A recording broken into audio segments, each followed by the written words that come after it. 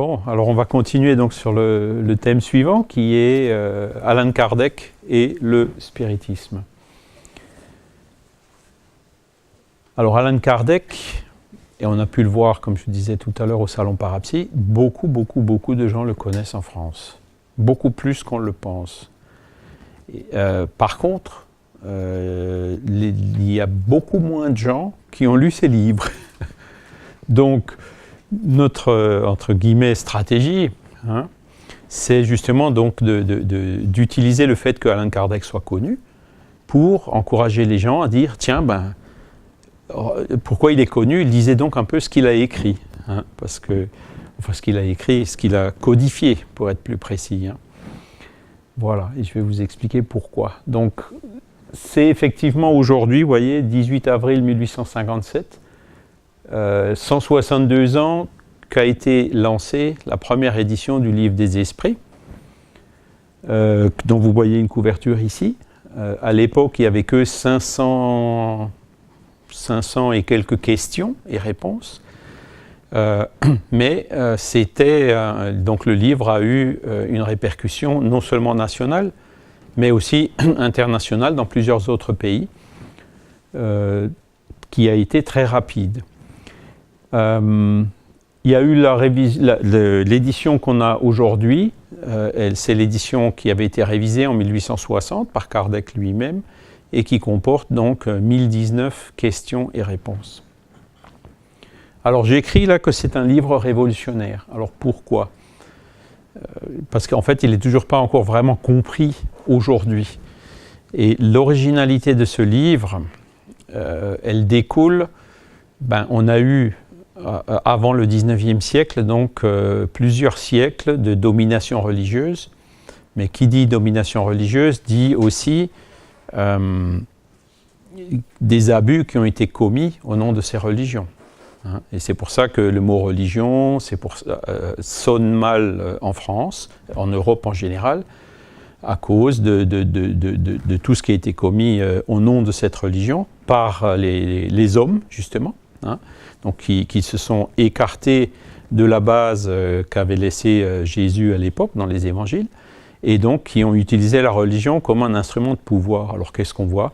On a vu l'Inquisition, on a vu Jeanne d'Arc qui a été brûlée sur un bûcher, on a vu la Saint-Barthélemy, on a vu toute la guerre de 100 ans, encore plus récemment l'Irlande du Nord, en ce moment même la Syrie. Donc c'est là où on voit tous les problèmes en fait, qui ont découlé de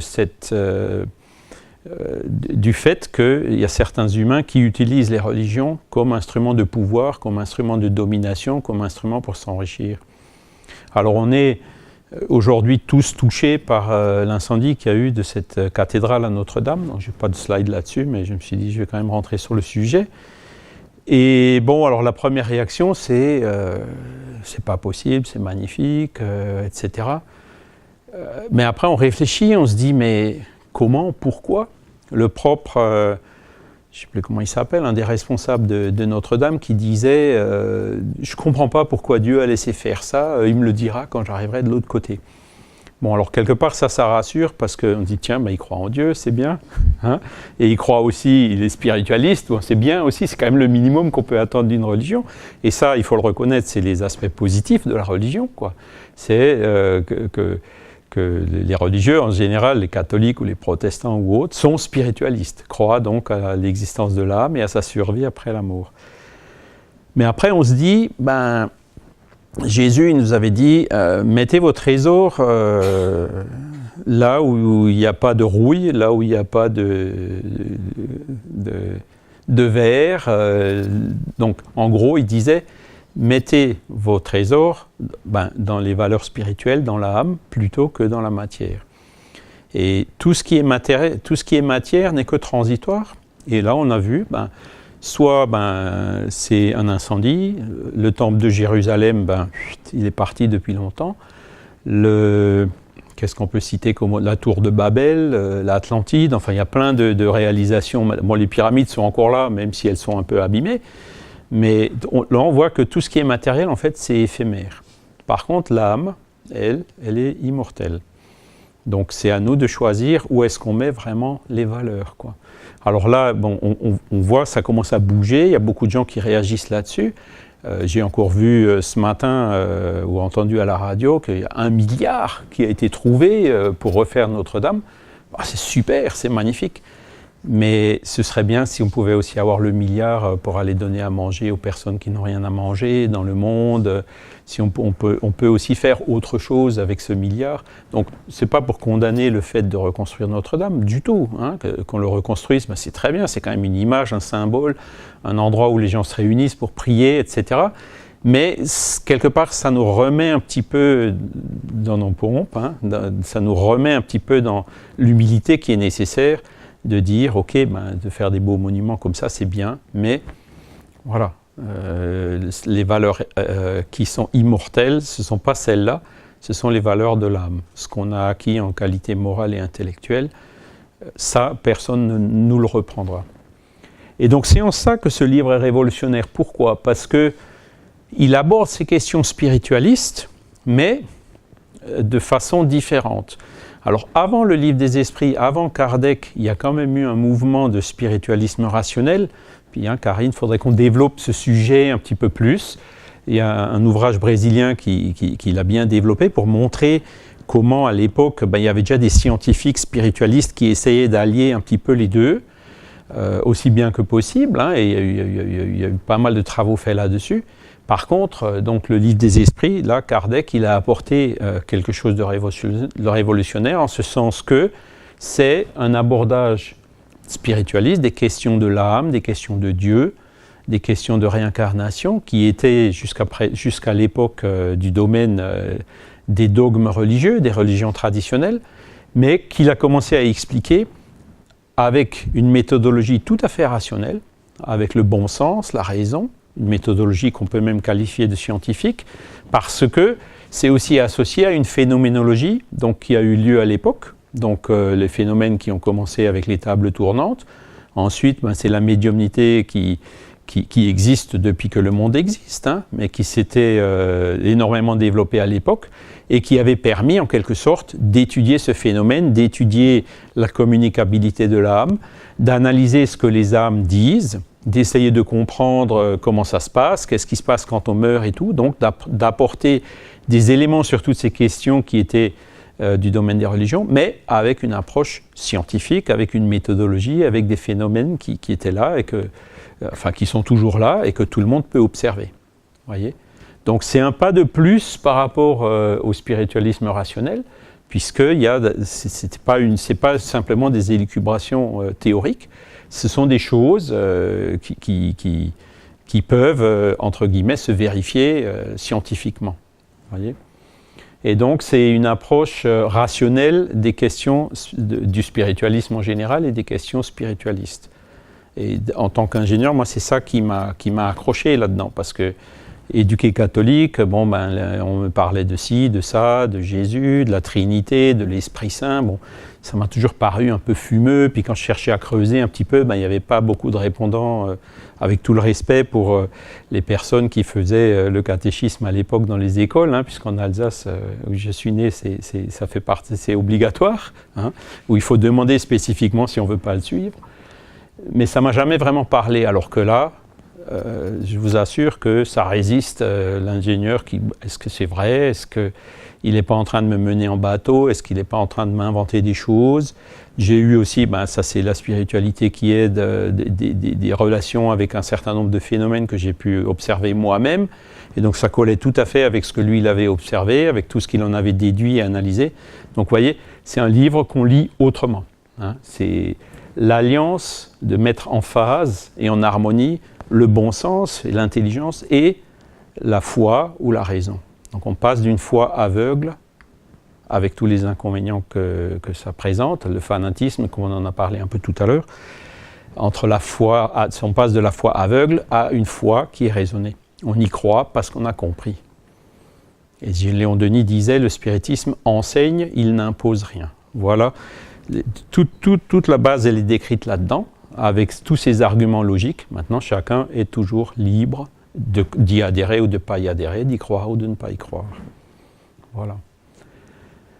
Donc, là aussi, j'ai mis un slide pour les 150 ans de la désincarnation. Donc, vous voyez là la gravure qui a été faite en 1870 et puis une photo récente de ce fameux dolmen. Hein, donc, c'est le premier monument qui avait été fait en mémoire d'Allan Kardec dès l'anniversaire de sa mort en 1870 et qui est mondialement connu. C'est la tombe la plus fleurie et la plus visitée du Père Lachaise. Enfin, peut-être pas la plus, mais parmi les plus fleuries et les plus visitées. Et vous pouvez y aller tous les jours. Tous les jours, il y a des gens qui enlèvent les fleurs, qui sont fanés et tout, parce que sinon, au bout d'un certain temps, on ne voit plus la tombe. Et donc, les commémorations qu'on a reprises, donc là, vous avez une image du 25e anniversaire. Donc, vous voyez, à l'époque, déjà, ils avaient même une espèce d'estrade où ils donnaient des discours, et donc les gens qui venaient se recueillir là annuellement.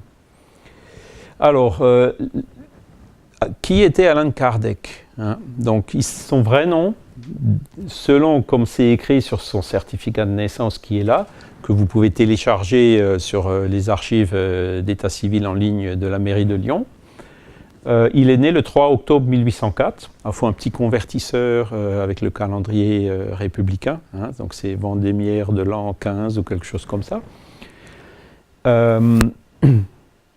À Lyon, d'accord? Il est né à Lyon. L'adresse qui est donnée, c'est rue Sala, mais le document, il dit qu'il habitait en fait à Bourg-en-Bresse. Il n'habitait pas à Lyon. Il suffit de lire l'acte de naissance et c'est marqué clairement dessus. Et qu'en plus, son père, il n'était pas là non plus lorsqu'il est né, parce qu'il était à Paris. Alors, là, vous avez aussi donc une image à côté avec Nestor Mazotti, hein, qui faisait son discours que je lui traduisais, lors de l'inauguration du deuxième monument qui existe en hommage à Allan Kardec en France, qui est ce menhir, donc, qui a été installé en 2005 par la mairie de Lyon, en coopération avec la mairie de Niterói au Brésil, près de Rio de Janeiro.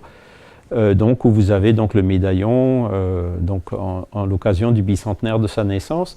Et le monument, il est situé au prolongement de la rue Sala, juste sur le quai du Rhône. Donc, c'est à peu près le lieu où fonctionnait donc cet établissement d'eau thermale, où sa maman, elle était donc en cure. Et entre autres propriétés de ce lieu, c'était d'aider les femmes, enfin les femmes qui avaient du mal à avoir des enfants. Voyez ? Donc ça explique pourquoi il est né là. Alors pourquoi le père était à Paris? Parce que il était juge militaire. Il exerçait dans l'armée des Alpes après la Révolution française, armée des Alpes qui était commandée par un général qui s'appelait Napoléon, et donc qui est devenu empereur en juin 1800, la même année de la naissance de Kardec, et donc qui avait certainement appelé les cadres qu'il connaissait, dont le père de Kardec, donc pour former toutes les institutions à Paris. Voilà. Alors on continue. Petite carte, donc vous voyez Lyon ici en bas, Bourg-en-Bresse où ils habitaient, donc on n'est pas très loin de Genève, et puis là vous avez la ville d'Yverdon, où il a fait ses études, comme on le verra tout à l'heure. Donc vous voyez, tout ça, c'est chaque fois je crois dans les 60 km, et puis peut-être 100 km jusqu'à Yverdon, donc c'est un petit peu dans la même région. Alors, qui c'était Hippolyte Léon Denisard Rivail? Donc là, vous voyez, j'ai fait l'inventaire de quelques biographies, mais entre-temps, il y en a eu d'autres, notamment une qui est sortie à l'occasion du 30 mars, et une autre qui va sortir incessamment. Voilà, donc je pense qu'encore un mois ou quelque chose comme ça, et puis 2 mois maximum, et puis on l'aura.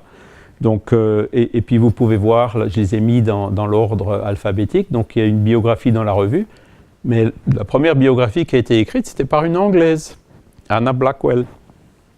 Voilà, ensuite il y en a une de La Châtre, donc qui était, je ne sais pas s'il habitait encore en Espagne, mais là vous avez José María Fernández Colavida, qu'on appelle parfois le Kardec espagnol, qui avait aussi fait une biographie d'Allan Kardec déjà au 19e siècle. Ensuite, bon, là vous avez celle qui commence à être un peu plus connue, celle de Henri Sauos. Et puis donc vous avez toute une liste là et après bien sûr vous en avez beaucoup qui ont été faites au Brésil.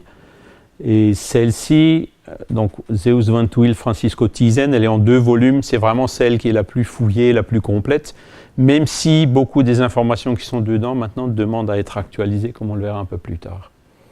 Alors je continue.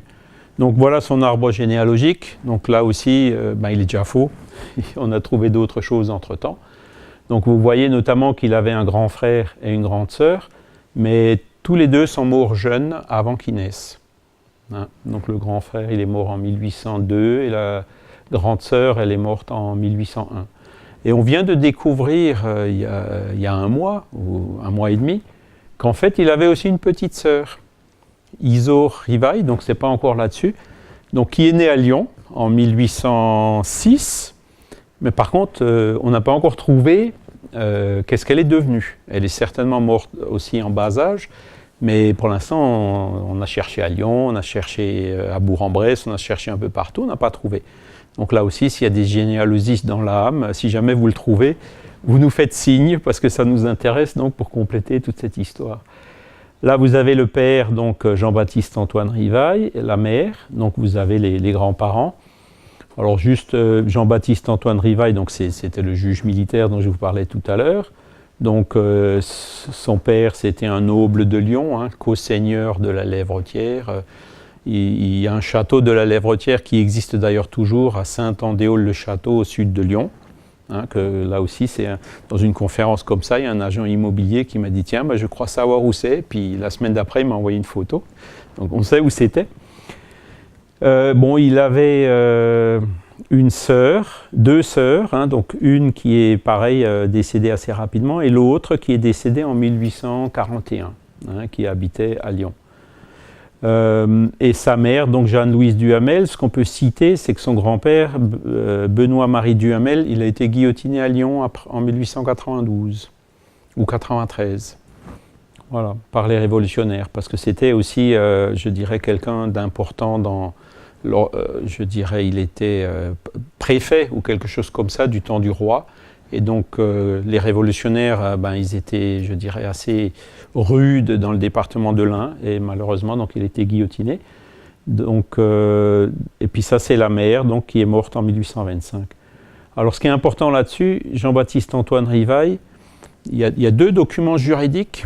Donc, celui de la succession de la mère vers la fille et puis son frère. Et l'autre, quand il s'est marié avec Amélie Boudet, où il y a un document du juge qui dit que le père il est de notoriété qu'il est disparu, sans nouvelles depuis 1807 à peu près. Et il y en a un qui dit probablement décédé dans la guerre d'Espagne. Alors voilà, on en était resté là. Mais là aussi, c'est faux, puisque c'est très récemment aussi qu'on a trouvé qu'en fait, Jean-Baptiste Antoine Rivail, il est mort à Périgueux en 1835, à l'âge de 75 ans. Donc maintenant, pareil, il faut creuser. Qu'est-ce qui s'est passé? Est-ce qu'il a tout simplement abandonné le domicile familial? Bref, donc il faut chercher à savoir. Et ça, c'est uniquement pour vous dire que le petit Hippolyte Léon Denisard Rivail était probablement fils unique, et il a été élevé par sa mère et par son oncle, puisqu'il était orphelin du père quand il avait 3 ans à peu près. Voilà. Et donc il habitait dans une ville qui s'appelle Saint-Denis-les-Bourgs, qui était la maison donc Duhamel, où habitait donc sa grand-mère. Donc voilà, ça c'était en fait sa famille dans laquelle il a grandi. Voilà. Donc si vous voulez des détails, pareil, on a écrit là-dessus dans la revue Spirit. Donc la revue Spirit, vous la connaissez, je pense. Si vous n'êtes pas abonné, je vous encourage à vous abonner. Parce qu'on publie pas mal de choses, notamment historiques, sur ce genre de sujet. On a fait tout un article dans le numéro dont vous voyez la couverture ici, revuespirit.org. Je continue. Donc ça, c'est la petite Isaure qu'on a trouvée récemment. Donc effectivement, elle est liée à Lyon. Le docteur Rodamel, donc là il donne une adresse déjà dans la Dordogne, donc vous voyez Dordogne, tiens il est mort à Périgueux, donc il y a des choses qui se recoupent, mais qu'il faut qu'on continue à chercher. Et donc cette petite fille, on ne sait pas ce qu'elle est devenue, si elle a vécu longtemps ou pas, donc pareil, c'est des choses qu'il faut continuer à creuser. Et là, vous voyez donc le père, les documents juridiques qui disent qu'il était disparu sans nouvelles, présumé décédé en Espagne. Hein, et puis là, vous voyez son acte de décès en 1834, pardon, j'avais dit 35, à Périgueux. Voilà. Alors, il a fait ses études à Yverdon, comme je vous l'ai dit, dans l'Institut Pestalozzi. Pestalozzi, c'était un éducateur qui suivait la méthode de Rousseau, qu'il avait développée, qui est encore aujourd'hui une référence dans le monde de la pédagogie. Et donc, après ses études, en 1823, on retrouve sa trace à Paris. Donc, il avait annoncé qu'il allait publier un livre qui s'appelle « Traité d'arithmétique », suivant la méthode de Pestalozzi. Et là, on voit donc chez l'auteur, rue de la Harpe, numéro 117, on voit l'adresse dans laquelle il habitait, à Paris. Donc 1823, il avait 19 ans. Donc fin 1823, non, 18 ans, là il avait 19 ans, le livre il est sorti. Hein, et là, vous avez la couverture du livre, donc vous pouvez le trouver sur le site de la Bibliothèque nationale de France. Et donc, vous voyez, d'après la méthode de Pestalozzi, il se présentait comme un disciple de Pestalozzi. Donc, il avait étudié chez Pestalozzi, il avait aidé Pestalozzi dans l'Institut. Ensuite, il était venu à Paris pour diffuser cette méthode d'enseignement de Pestalozzi. Et donc, en 1825, pareil, il a fondé sa première école. Hein, donc, où il donnait donc de l'enseignement primaire suivant ces méthodes de Pestalozzi, dont il avait bénéficié lui-même. En 1825, donc on commence à trouver d'autres documents maintenant. Donc il était un membre de la Société d'encouragement pour l'industrie nationale. Donc c'était ce qu'on appelle une société savante à l'époque. Et petit à petit, comme ça, comme il était très connu dans le monde de la pédagogie, il est devenu membre plus d'une dizaine, hein, donc entre 10 et 15 de ces sociétés savantes. Donc je ne les cite pas toutes ici, mais ça montre vraiment que c'était quelqu'un qui était connu à Paris dans le monde non seulement de la pédagogie, mais aussi des sciences. Il était membre de la Société de statistique, de la Société des langues, des sociétés d'éducateurs, même de la Société de phrénologie. Hein, c'était une discipline qui existait à l'époque, qui n'existe plus aujourd'hui, donc qui étudiait la forme du crâne, le cerveau, et qui essayait de faire des parallèles avec l'intelligence des gens. Bon, ça a été un peu abandonné aujourd'hui, puisqu'on s'est rendu compte que ça ne fonctionne pas. Mais donc, il a participé à beaucoup de ces sociétés, et quand on va dans les archives de ces sociétés, on trouve, il a présidé telle commission, il a fait tel rapport, etc. On trouve beaucoup de traces, en plus des documents et des diplômes qu'on a réussi à avoir. 1828, donc c'est ça qui a fait qu'il soit vraiment connu. Il a écrit un plan pour l'amélioration de l'éducation publique qui a été remis au gouvernement et qui a été débattu au Parlement. Voyez, donc c'est vraiment allé jusque-là.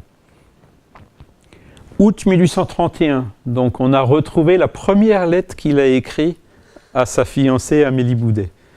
Alors c'est magnifique parce que il l'avait vu qu'une fois, hein, et il écrit dans la lettre « Je vous ai vu qu'une fois, mais ça a suffi pour que je puisse constater que tout ce qu'on m'a dit de bien sur vous, c'était vrai. » Et alors il parle de façon claire, directe, il n'y a pas de tralala, pas de masque, rien. C'est magnifique, vraiment, je vous conseille de le lire. Pareil, on a fait un article dans la revue Spirit là-dessus. C'est quelque chose qui est magnifique. Et ça montre vraiment qui c'était. Et puis des esprits de cette trempe, quand ils se sont rencontrés, il n'y a pas de doute, quoi. C'était lui, c'était prévu comme ça. Et donc, ils sont restés ensemble avec donc ces relations, je dirais, très, très fortes jusqu'à sa désincarnation. Voilà. Donc, en 9 février 1832, il s'est marié. Donc, on a aussi trouvé là le document du mariage. Donc là, vous avez une photo qu'on a trouvée récemment d'Amélie Boudet. On n'a pas de photo d'elle jeune. On n'a pas non plus de photo de Kardec jeune. La photo de Kardec jeune qu'on vous présente souvent comme telle, en fait, c'est de mon voisin, c'est pas de Kardec. Mais bon, il devait se ressembler un peu, alors bon. Et donc, là aussi, on a trouvé récemment, pareil dans ces lettres qui ressortent maintenant, hein, on a trouvé plus d'une centaine de lettres, donc il y a énormément de choses encore à analyser là-dedans, qu'en fait, ils avaient adopté une petite fille. Donc, ils n'ont pas eu d'enfant naturel, bien que, d'après ce qu'ils écrivent dans une autre lettre, ils souhaitaient en avoir, mais bon, elle avait déjà 35 ans au moment du mariage, donc à l'époque, c'était quand même beaucoup, hein. Et voilà. Et donc, on a trouvé dans ces lettres qui parlaient toujours d'une petite Louise. On se demandait qui c'était. Est-ce que c'est une manière affective de parler à sa mère? Non, non. Elle apprend à lire, elle apprend à écrire. Elle va jouer avec les poules dans le poulailler, dans la maison de campagne du père d'Amélie, etc. Et donc, on s'est rendu compte qu'elle était adoptive. Elle n'avait pas son nom, leur nom. Elle ne s'appelait pas Rivaille. Et là, on est en train de chercher qui c'était. Donc, on sait quand elle est morte. Et on a déjà trouvé 2 Louises potentielles, hein, qui pourraient être celle-ci. Une, c'était la fille de quelqu'un qui était très pauvre, et l'autre, elle était dans un orphelinat. Donc, vous voyez, ça pourrait coller.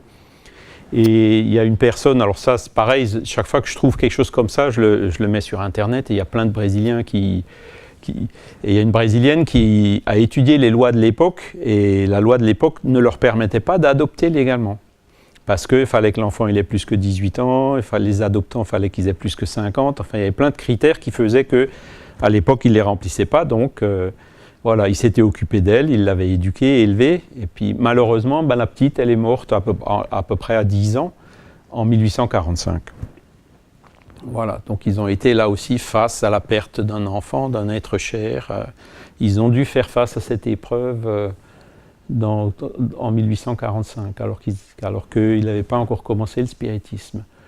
Dans les années 1850, donc il y a eu 1848, il y a Napoléon III qui est venu, hein, avec l'influence religieuse. Donc ils sont venus, puis tous les instituts d'éducation qui n'étaient pas religieux, ils ne recevaient plus de subventions, et donc il a dû fermer son institut. Et donc dans ces années 1850, il avait pas mal de difficultés pour trouver de quoi survivre. Et donc, il faisait d'autres choses. Donc là, vous voyez, on a trouvé, vous voyez, Rivaille, il avait déposé en 1853 un brevet pour une cuvette de siphon mobile. Cuvette siphon mobile. Donc, à l'époque, c'était le début des égouts à Paris.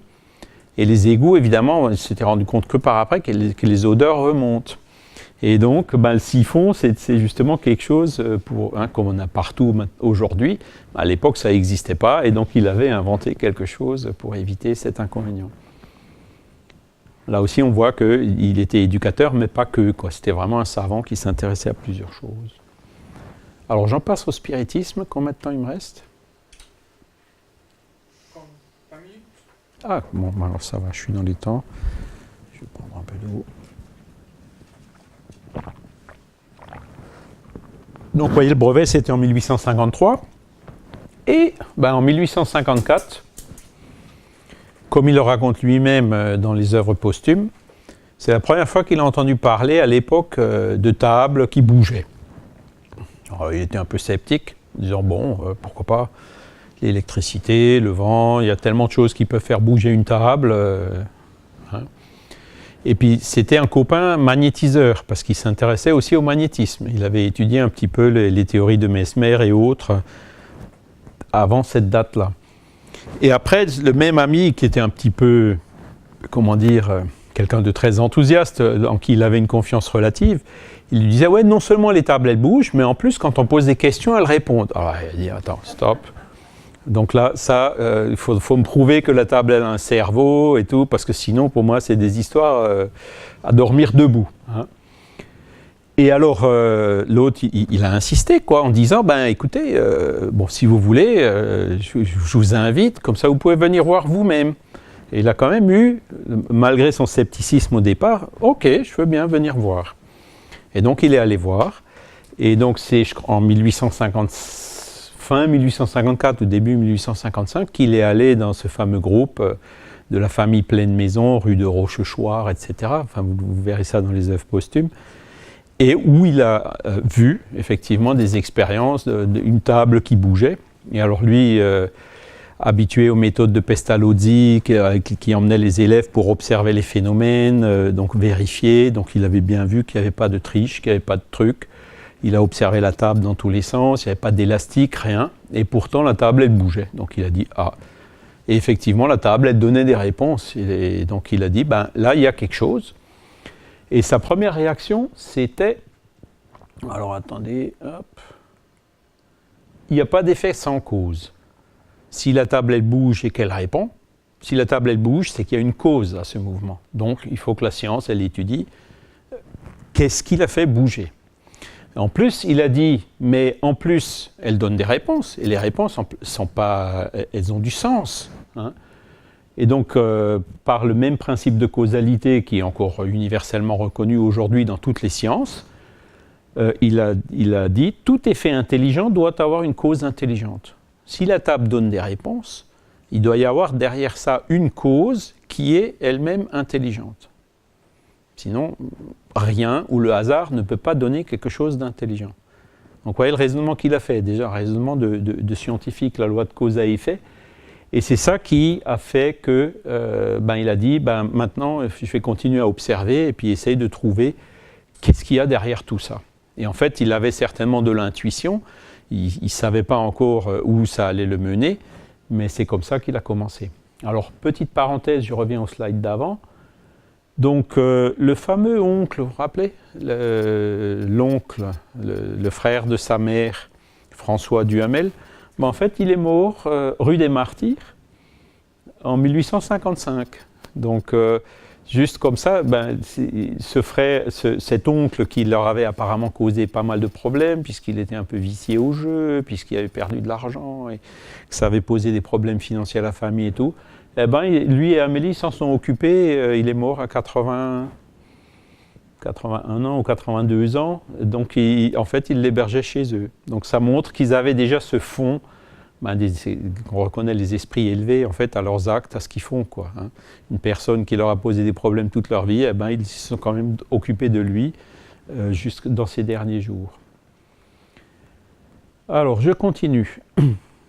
Et donc, il a observé, il a participé d'autres groupes. Donc, il y avait les tables, il y avait aussi des corbeilles avec un stylo. Donc, ça écrivait comme ça en rond, en spirale. Hein. Le médium, il posait les mains sur la corbeille et puis le stylo, il écrivait comme il pouvait, quoi. Hein. Après, il s'était rendu compte que c'était plus simple que le médium il prenne le stylo dans la main et qu'on obtenait le même résultat.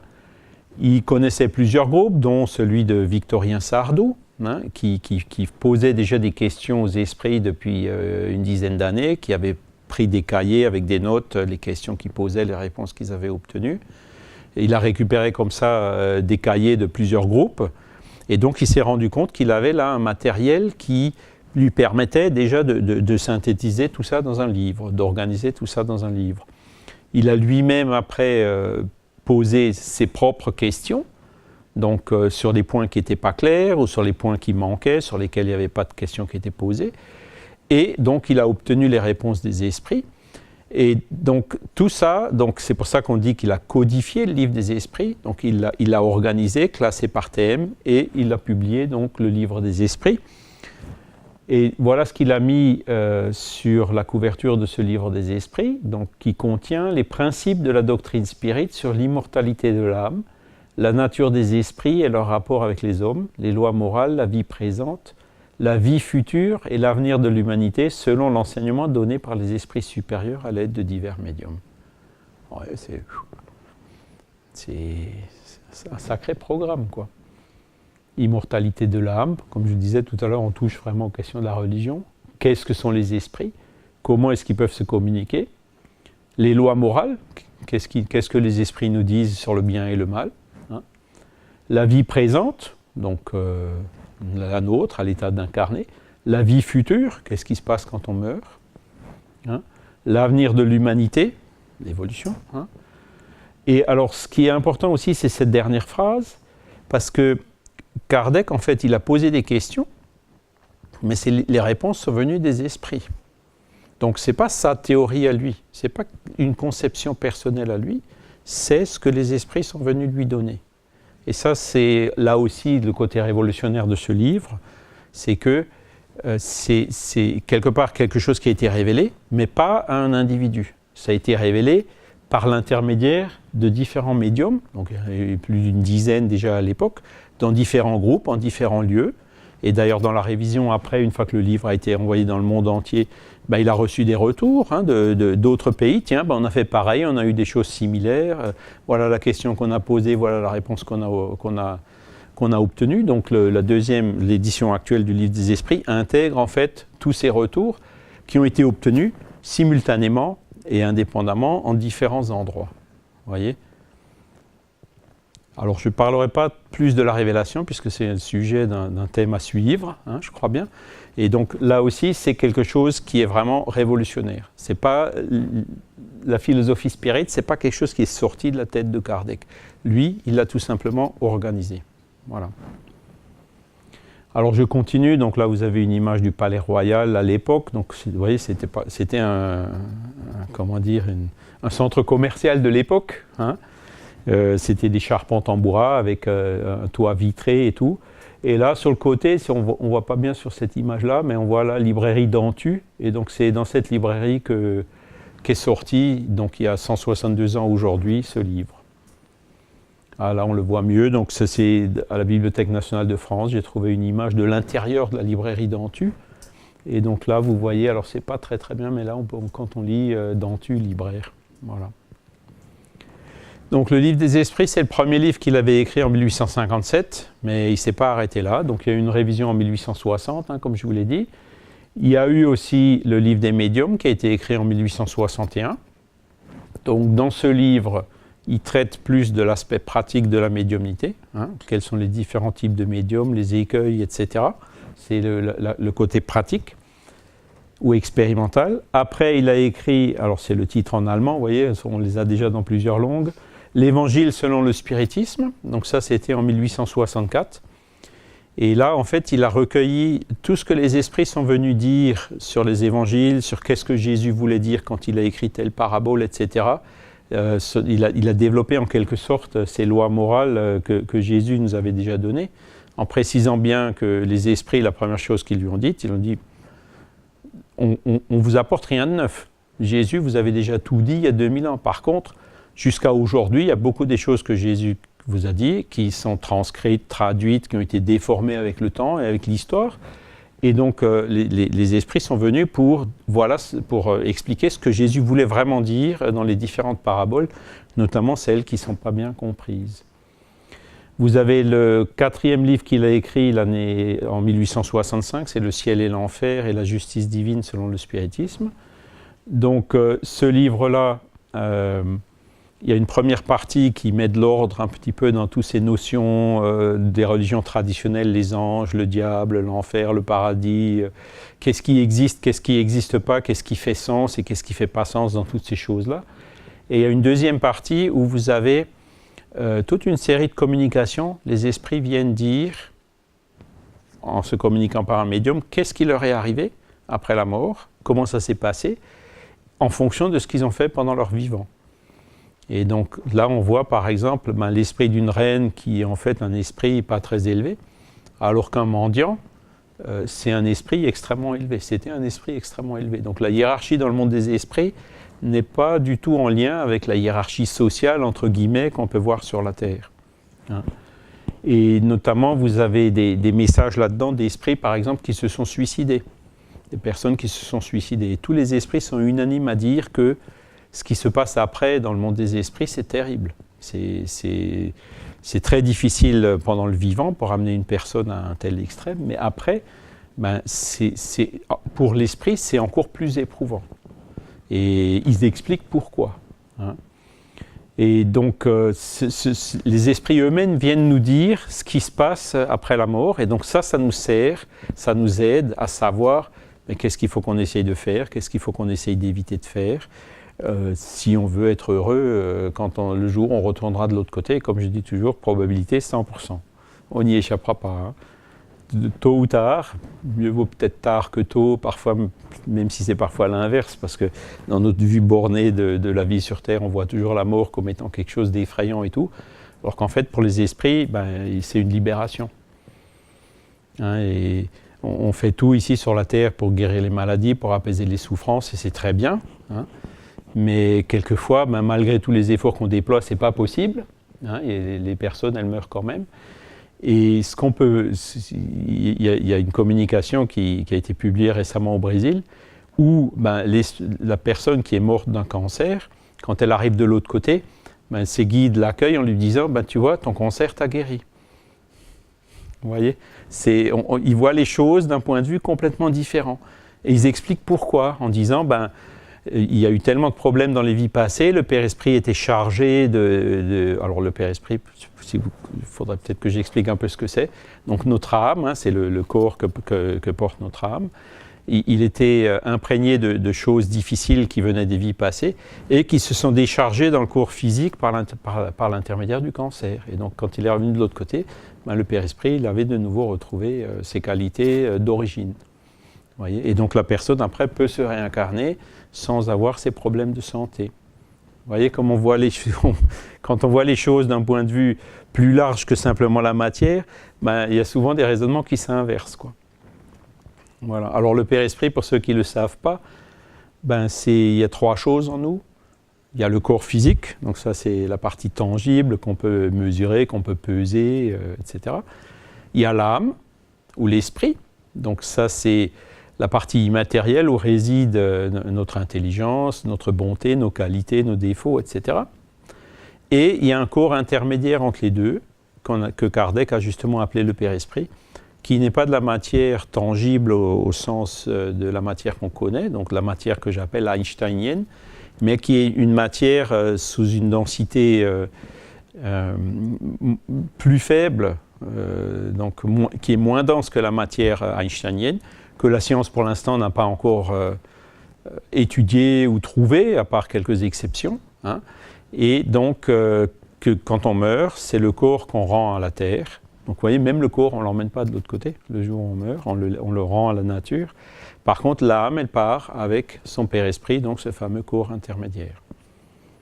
Et c'est celui-là qu'elle ramène aussi dans une vie suivante. Et c'est ça qui explique ce que je vous ai expliqué, c'est ça qui explique le phénomène que je vous ai décrit tout à l'heure. C'est-à-dire que le Père Esprit peut être atteint d'une maladie du corps dans une vie et puis ramener, je dirais, cette tendance ou ces prédispositions dans une vie suivante. Voilà. Donc ça, c'est Le ciel et l'enfer. Alors, il est relativement peu connu, mais c'est vraiment un livre qui est très très bien.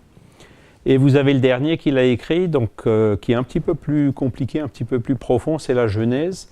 Et donc, qui parle il approfondit beaucoup de choses. Là, par contre, vous avez beaucoup de choses qui ont été écrites par Allan Kardec, et on voit vraiment qui c'était, le genre de raisonnement qu'il pouvait faire.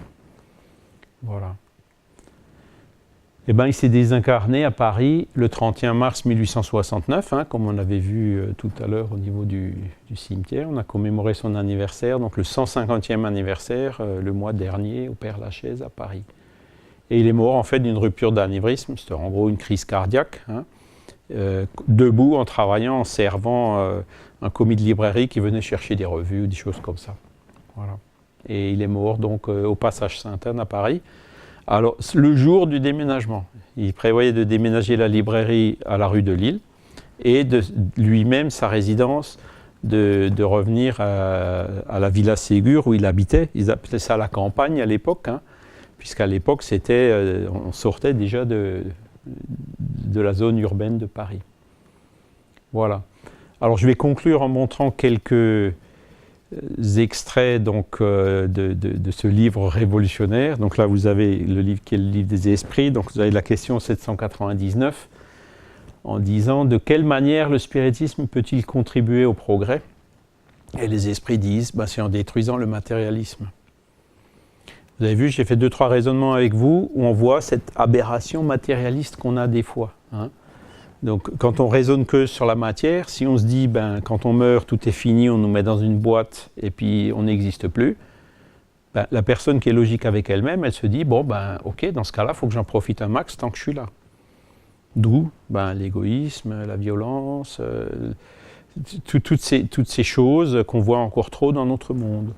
Par contre, et là il le dit, le matérialisme, c'est une des plaies de la société. Et en détruisant le matérialisme, pour détruire le matérialisme, le spiritisme fait comprendre aux hommes où est leur véritable intérêt. Notre intérêt n'est pas dans la matière éphémère, comme je disais tout à l'heure de Notre-Dame, c'est dans les valeurs de l'âme, de l'esprit. La matière, on la laisse là. Même notre corps, on le laisse là. Par contre, notre âme, ses acquis intellectuels, ses acquis, ses qualités morales, ça, on les emmène. La conscience, bonne ou mauvaise, c'est ça qu'on emmène de l'autre côté. Hein. La vie future n'étant plus voilée par le doute, grâce au phénomène de la communication médiumnique, hein, entre autres, l'homme comprendra mieux qu'il peut assurer son avenir par le présent. C'est ce qu'on a fait hier, c'est trop tard. Aujourd'hui, on en subit les conséquences. Par contre, aujourd'hui, on décide de ce qu'on fait pour préparer notre avenir. Vous voyez ? Ça dépend que de nous. Aujourd'hui, on a le libre arbitre de faire ou de ne pas faire, de faire bien ou de faire mal. Par contre, demain, on va récolter ce qu'on aura semé aujourd'hui. Hein ? Alors, en détruisant les préjugés de sectes, de castes et de couleurs, ben là aussi, le spiritisme, c'est la première cause féministe. C'est les mêmes esprits qui se réincarnent en homme ou en femme. Vous voyez ? C'est les mêmes esprits. Donc, à part, je dirais, le genre, c'est quelque chose à l'état incarné. L'esprit n'a pas de genre. C'est un esprit, l'esprit d'un homme ou d'une femme, c'est le même. Donc, il n'y a aucune raison pour faire une différence, quelle qu'elle soit, entre les hommes et les femmes. Et ça, à l'époque, c'était... à l'époque, les femmes ne votaient pas, etc. Il y a aussi les questions de race. À l'époque, la science admettait qu'il y avait des races supérieures et des races inférieures. C'est là, pareil. C'est les mêmes esprits qui s'incarnent dans des indigènes, dans des jaunes, des blancs, des rouges, dans toutes les ethnies qui existent sur la Terre. Donc, vous voyez, ce qu'a apporté le spiritisme grâce à cette vision plus large que la vision matérialiste qui nous amène dans ces erreurs. Il apprend aux hommes la grande solidarité qui doit les unir comme des frères. Et donc c'est cette ère de fraternité vers laquelle on chemine doucement mais sûrement et qui sera la caractéristique de la transition dans laquelle notre monde se dirige en ce moment et qu'on aperçoit actuellement par toutes ces crises et toutes ces choses qui sont justement la lutte, les derniers bastions résistants du matérialisme qui essayent de résister à cette évolution vers le spiritualisme. Alors, là aussi, je vais ouvrir une petite parenthèse, si j'ai encore une minute. Ouais. À votre avis, quel est le pourcentage de la population en Europe qui est spiritualiste, c'est-à-dire qui croit que la vie continue après la mort ?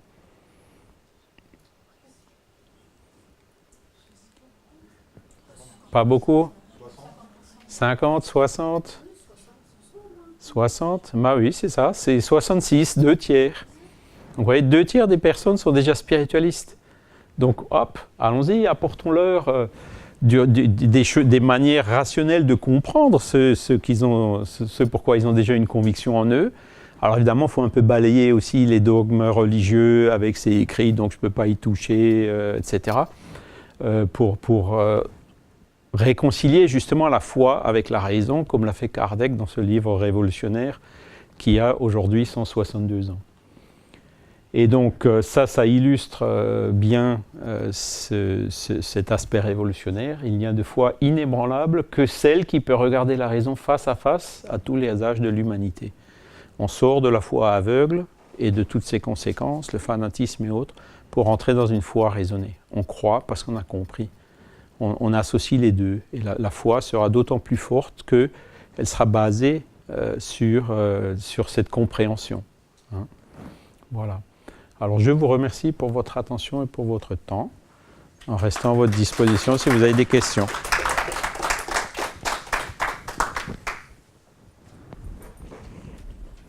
C'est les questions maintenant ou après ? Je regarde toujours le maître du temps. Maintenant ? Bon, ben voilà. Oui, madame ? Vous avez dit, s'il vous plaît, le corps revient à la terre, mais pour la personne qui veut être incinérée, j'ai entendu dire qu'il fallait au moins 4-5 jours que son âme, avant l'incinération, pour que son âme puisse s'élever. Oui. Alors, c'est une bonne question. Donc, on va essayer... Je disais aux enfants, vous attendrez. Oui. Mais je vais essayer d'y répondre en appliquant justement le raisonnement. Donc, quand on lit Le ciel et l'enfer, il parle en fait du dégagement. Qu'est-ce qui se passe quand on meurt ? Et là, il dit, il y a des personnes qui, très vite, donc au bout de quelques minutes, sont déjà dans le monde des esprits, ont oublié tout ça, donc ont réussi à se dégager de leur corps de façon très très rapide. Par contre, il y en a d'autres, ceux qui étaient vraiment attachés à leur corps, attachés à la matière, attachés aux biens matériels, attachés à des proches, ben, ils résistent. Et donc le dégagement, il est un peu plus lent et un peu plus difficile. Et donc ça peut prendre, effectivement, comme vous dites, quelques jours, parfois même plus, selon les cas. Par exemple, les cas de suicide, ça peut mettre des mois. Donc, vous voyez. Alors du coup, quand on parle d'incinération, il y a plusieurs considérations à faire. Donc le spiritisme ne condamne pas l'incinération, mais le spiritisme dit, attention, réfléchissez. Si l'esprit n'a pas eu le temps de sortir de son corps, ben, il doit un peu, quelque part, en sentir le contre-coup.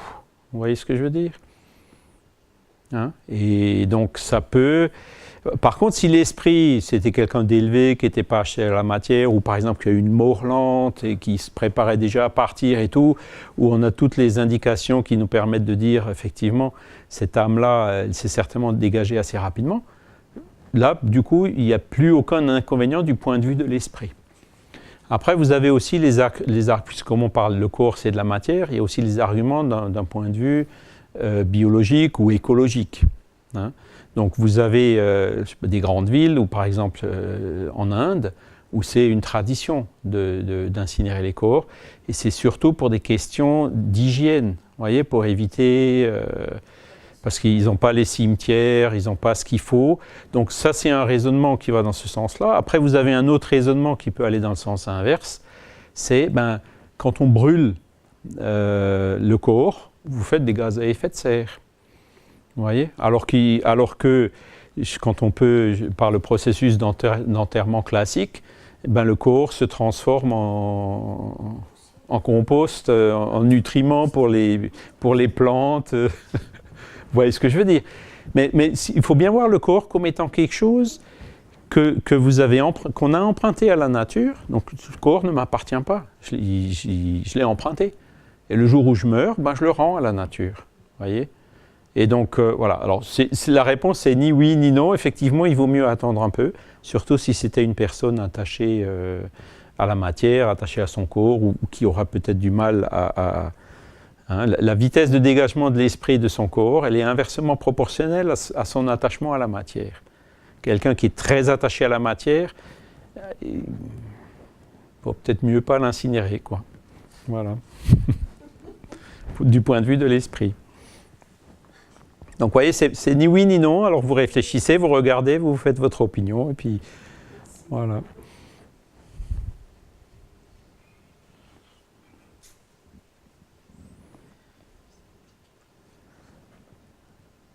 D'autres questions ?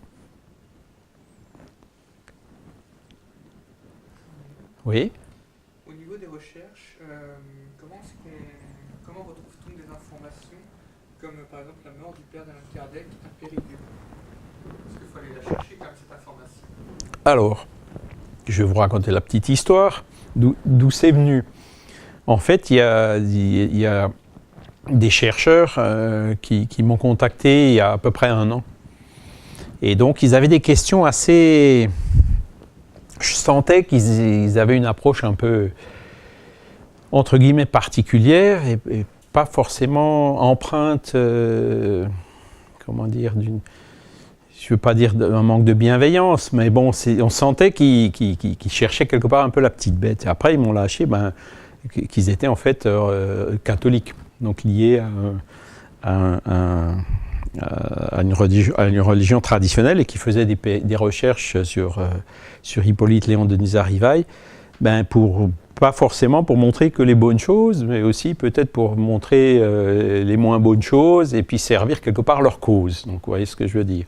Alors, pareil, ils ont fait un travail, ils disent qu'ils sont chercheurs scientifiques, donc ils ont effectivement des réseaux, donc avec d'autres chercheurs, et notamment en généalogie. Alors, vous savez que dans l'état civil, la difficulté, c'est que, il y a quelques années, c'était très difficile. Il fallait aller ouvrir dans les archives, feuilleter feuille à feuille, en commençant par l'étape décennale et tout. Il y avait une méthode, mais sans plus.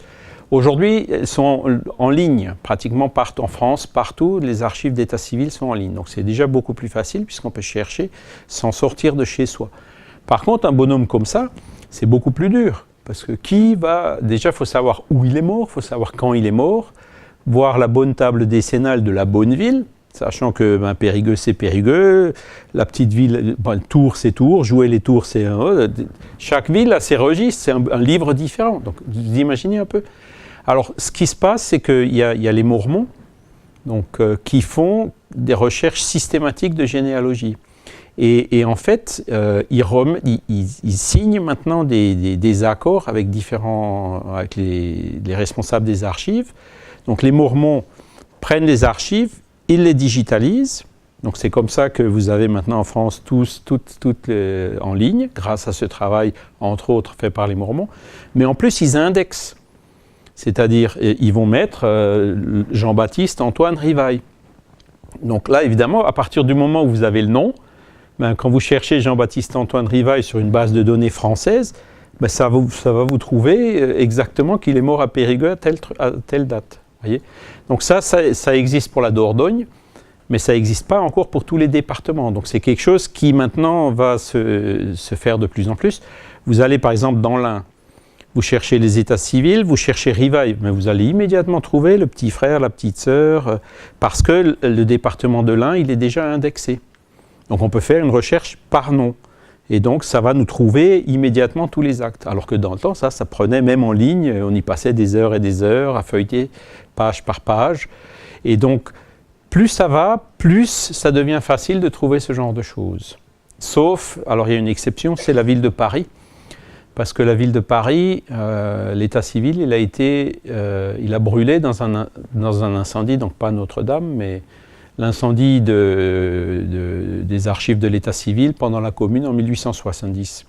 Donc les états civils de Paris sont brûlés, et donc à partir de 1871, ils ont fait un appel à tous les gens, donc les gens sont retournés pour reconstituer l'état civil, et donc apporter les documents, et ensuite ils refaisaient l'état civil comme ça. Mais vous avez que les 2/3 à peu près des actes qui ont été reconstitués. L'autre tiers, il est perdu définitivement.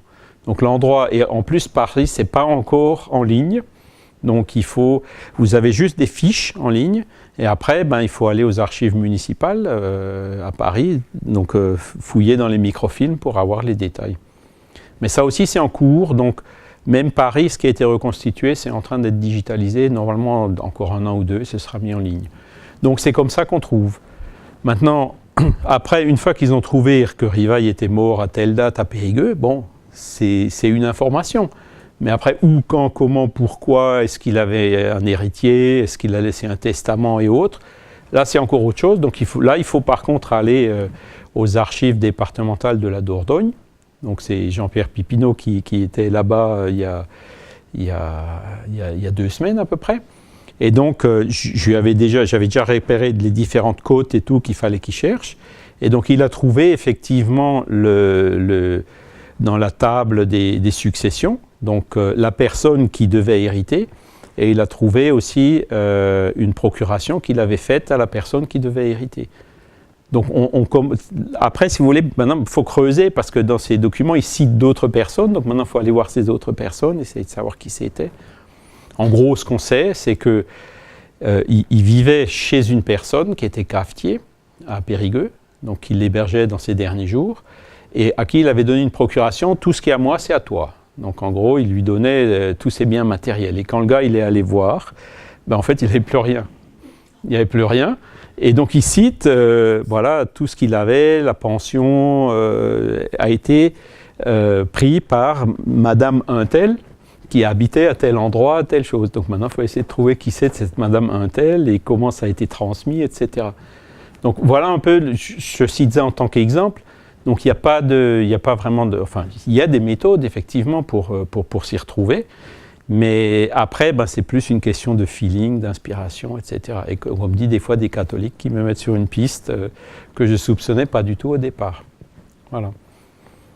Et ce qui est intéressant aussi, comme c'est quand même des chercheurs scientifiques qui font un travail sérieux, ils affirmaient des choses, et là, je vous ai montré 2-3 documents qu'on a retrouvés récemment, Ben, j'ai dit, ben, attendez, alors je leur envoie le document, puis c'est des choses qui ne sont pas encore trop distribuées. Je dis, regardez, là, par exemple, ils disent, nous, on ne pense pas que Rivail, il a étudié chez Pestalozzi à Yverdon. Donc là, j'ai appelé nos amis suisses, Spirit Suisse à la rescousse. Il faut absolument qu'on trouve maintenant des documents. Donc j'en ai trouvé un ou deux que je leur ai envoyés. Donc vous voyez, c'est un petit peu, je ne veux pas dire une course contre la montre, mais ces recherches sont facilitées. Donc nous, pour tracer la mémoire, on a l'obligation de le faire. Et pour montrer vraiment les choses de manière objective, sans rien cacher à personne, etc. Voilà le but. Et après, à quoi ça sert, on peut aussi se demander. Ben, on sait un peu mieux qui c'était, on sait un peu mieux pourquoi. Il n'a pas une vie facile. Donc, ça nous permet aussi à nous, Spirit, de comprendre que ben, on essaye de se dévouer à une bonne cause, mais il y a pas mal de bâtons dans les roues et autres, et que finalement, ben, c'était un petit peu le lot de tout le monde, que Kardec, Rivail, avait donc déjà vécu ça à l'époque. Oui, j'ai juste oublié de dire que Allan Kardec, c'est le pseudonyme qu'il a adopté quand il a publié le livre des esprits, donc il y a 162 ans aujourd'hui. Et pourquoi il a pris ce pseudonyme? C'était pas pour se cacher, puisque tout le monde savait qui c'était, mais c'est parce qu'il ne voulait pas utiliser le fait qu'il était connu comme Rivail pour promouvoir quelque chose d'autre. Voyez, donc il a pris un pseudonyme pour rester neutre. Voilà. Et d'où venait ce pseudonyme? Peut-être que tu peux le dire, Jacques. Oui, ben, c'est effectivement une des premières communications qu'il avait données, qu'il avait reçues. C'était un esprit, Zéphyr, hein, qui se disait son guide et qui disait que c'est lui qui lui avait dit « Tu utiliseras ce pseudonyme-là parce que c'est le nom que tu avais dans une vie passée à l'époque des druides. » Voilà. Ça vient de là. Ah tiens, je vais encore un autre truc. Mais bon, il faut m'arrêter. Hein. C'est le dernier alors. C'est le dernier. À moins qu'il y ait une question. Parce qu'il y a une communication dans les œuvres posthumes de 1856, hein, où le titre c'est « Révélation de ma mission ». Alors où il parle justement de tiare. Hein, l'esprit disait, lui, il a la tiare spirituelle. Qu'est-ce que ça veut dire? Et ce jour-là, à cette séance, il y avait un dénommé Monsieur M. M, point de suspension. Donc il ne cite pas le nom. Et là, pareil, il y a des chercheurs brésiliens qui ont creusé le sujet. Et eux, ils sont arrivés à la conclusion que ce fameux M, c'était Karl Marx. Alors moi, j'ai dit, mais c'est pas possible, il rêve. Et puis après, on a quand même creusé un petit peu le sujet et ça a tout à fait du sens. Donc on attend maintenant d'avoir encore une confirmation de la biographie de Karl Marx, parce qu'en 1850, toujours pareil avec Napoléon III, ben, il n'était pas persona non grata en France, il a dû s'exiler à Londres. Mais apparemment, il est quand même venu en douce, en cachette, quelquefois à Paris, dont justement en 1856. Donc ça, c'est encore maintenant ce qu'il faut qu'on trouve. Est-ce qu'il était effectivement à cette date-là à Paris, selon la biographie, vous voyez, pour être sûr que ça colle, qu'il n'y ait pas de contradiction. Et Kardec, il écrit comme ça, Monsieur M, qui avait des idées, comment il appelait ça?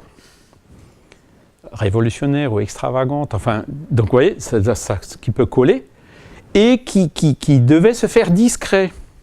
Donc vous voyez, ça peut coller encore, quoi. Et puis alors l'esprit lui dit comme ça, c'était à l'époque la corbeille avec le crayon, quoi. Donc le crayon qui se tournait, comme s'il voulait montrer, toi, M, vous le lirez, hein, c'est dans les œuvres posthumes, tu viendras d'abord, mais au lieu d'être l'épée qui sauve, c'est l'épée qui tuera, hein, ou quelque chose comme ça.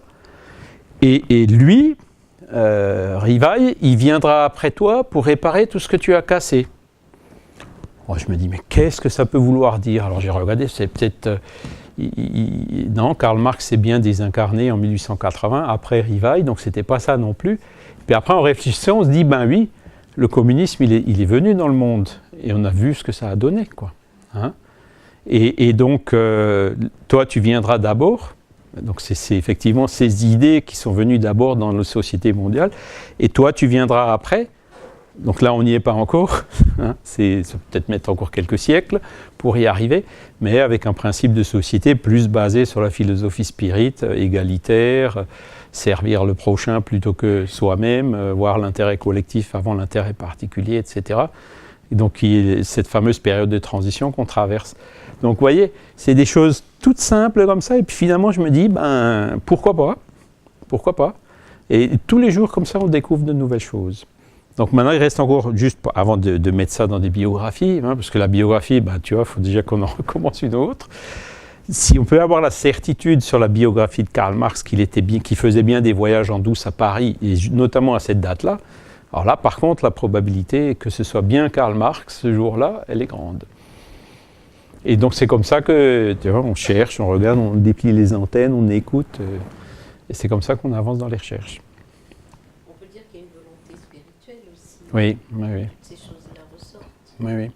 Et là, ça, je peux en témoigner aussi, c'est que il y a des fois, on trouve des choses, quand on réfléchit après comment on a fait pour trouver ça, on se rend compte qu'en fait, on a vraiment trouvé l'aiguille dans la meule de foin. Et s'il n'y a pas, je dirais, un esprit qui nous dirige un peu la souris pour savoir où il faut cliquer, ou une inspiration, ou quelque chose, c'est quelque chose où la probabilité de le trouver, elle est quasiment nulle, quoi. Et ça m'est arrivé une fois ou deux, et vraiment, c'est là où on voit, comme tu dis, Fatima, que ben, les esprits ils influent beaucoup plus sur nos pensées et nos actes qu'on ne le pense. Hein. C'est aussi un grand enseignement du livre des esprits, dans le bon ou dans le moins bon. Hein. Oui, oui, ben, ça dépend que de nous, hein, d'écouter. Hein. Mais dans ces choses-là, c'est dans le bon sens. Voilà. C'est à nous d'écouter la bonne inspiration et de rejeter celle qui n'est pas bonne. Voilà. Alors là, maintenant, le maître du temps. Ouais. Merci à vous.